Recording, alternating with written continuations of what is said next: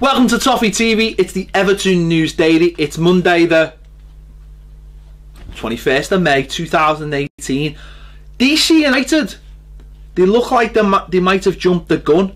If you go on the MLS Gear website, you will see Wayne Rooney listed as one of the players. So if you want a personalised shirt or whatever, Wayne Rooney is listed as one of the players. Now, as we sit here, we've got no idea whether Wayne Rooney is staying at Everton or going. Obviously, he's been linked with DC United. The contract has apparently been sorted, but he was waiting to see what was happening at Everton. We don't really know any more than that. Wayne's put a nice picture on Instagram today, celebrating the 5th birthday of one of his sons. It looks like he's on holiday. So we're going to have to wait and see, but DC United have decided to jump in there. DC United have been leaking all this story from the start. They have been trying to get as much attention on them as possible. This might be nothing, because all they have to say is, oh, someone pressed the wrong button on the website, we were testing something, like Everton did a few years ago.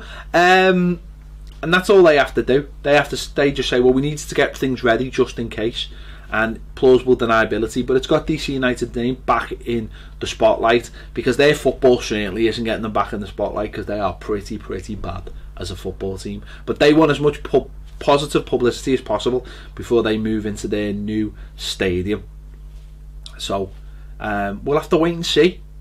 We'll have to wait and see. It's going to be interesting to see what Wayne Rooney does. Will he come back from holiday and then maybe speak to people at the club, or will he just make that decision outright and go, you know what, might be time to leave Everton Football Club? We will wait and see. World Cup news, it's on the horizon. I believe there's a game of footy beforehand. Baz is shaking his head. There's no game of footy anywhere before the World Cup. Funes Mori has not made the Argentina World Cup squad. Now, after watching them defend against Spain, I don't know if that's a good thing or a bad thing. Could it get any worse by putting him in? Listen, he's been out injured for the best part of the season, really, hasn't he? Only coming back to start his first game on the last day of the season, and that obviously hasn't been enough to convince their coach that he should get a place. So he will be missing out on the World Cup, which is really sad for him, especially when he's missing out because of an injury that happened, what, like a year ago. So really bad luck for him. But a player who is going to World Cup, who has been injured, I think this just shows you the differences in the countries they represent, is Gylfi Sigurdsson. He has been confirmed as going to the World Cup. Fantastic for him. He put a video on Instagram, I think it was on Friday, doing some exercises, some movements exercises, kicking a ball.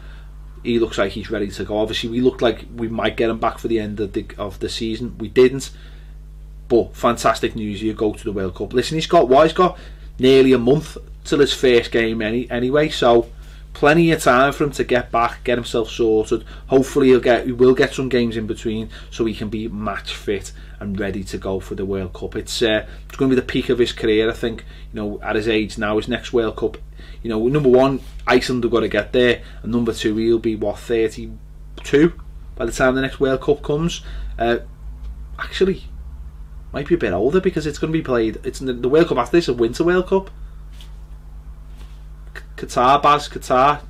So, you know, if it's still at Qatar, you know. He says it won't be. It won't exist. Well, it will. Qatar won't exist. Qatar doesn't. Qatar does. Yeah. Okay, Qatar won't exist. Qatar's will exist. Hopefully. Mo Besic, been on loan at Middlesbrough, and they want to keep him. Obviously, they got knocked out of the playoffs in the first game, so they will be in the Championship next season. They want to keep him. Personally, I think it could be the best thing for him to go and play regular football. Maybe work himself back into the Premier League with Middlesbrough next season. I think it's the right time to leave Everton Football Club. But you tell me what you think in the comments. Is he surplus to requirements at Everton? Let us know. Quincy Promes of Spartak Moscow has been linked with Everton in the past, although I don't think I've ever remembered seeing his name once.